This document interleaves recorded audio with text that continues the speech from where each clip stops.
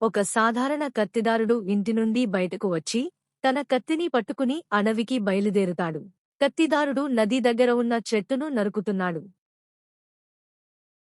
కత్తిదారుడు తన కత్తిని ఊచికొట్టే సమయంలో అది చేతిలోంచి జారి నదిలో పడిపోతుంది. నది నుండి ఒక ప్రకాశవంతమైన వెలుగు బయలుదేరుతుంది. ఒక అందమైన నీటి దేవత నీటిలో నుంచి బయటకు వస్తుంది. ఆమె, "నువ్వు ఎందుకు ఏడుస్తున్నావు?" అని అడుగుతుంది. కత్తిదారుడు బాధతో తన కష్టాన్ని దేవతకు చెబుతాడు. దేవత చిరునవ్వుతో చూస్తూ నదిలో మునుగుతుంది. నీటి దేవత ప్రకాశించే బంగారు కత్తిని పట్టుకుని బయలుదేరుతుంది. ఆమె అడుగుతుంది, "ఇది నీదేనా?" కత్తిదారుడు తల ఊపుతూ చెబుతాడు, "లేదు, ఇది నాది కాదు." నీటి దేవత మళ్లీ మునిగి వెండి కత్తిని తీసుకొస్తుంది. ఆమె అడుగుతుంది, "ఇది నీదేనా?"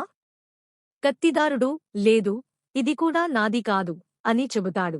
నీటి దేవత మూడోసారి మునిగి కత్తిదారుడి పాత ఇనుము కత్తిని తీసుకొస్తుంది. కత్తిదారుడు ఆనందంతో కాంతివంతమైన ముఖంతో చెబుతాడు, "అవును, ఇది నా కత్తి." నీటి దేవత చిరునవ్వుతో, "నీ నిజాయితీకి బహుమతిగా ఈ 3 కత్తులను నీకు ఇస్తున్నాను" అని చెబుతుంది. కత్తిదారుడు దేవతకు కృతజ్ఞతలు చెప్పి సంతోషంగా ఉంటాడు. నిజాయితీ ఎప్పుడూ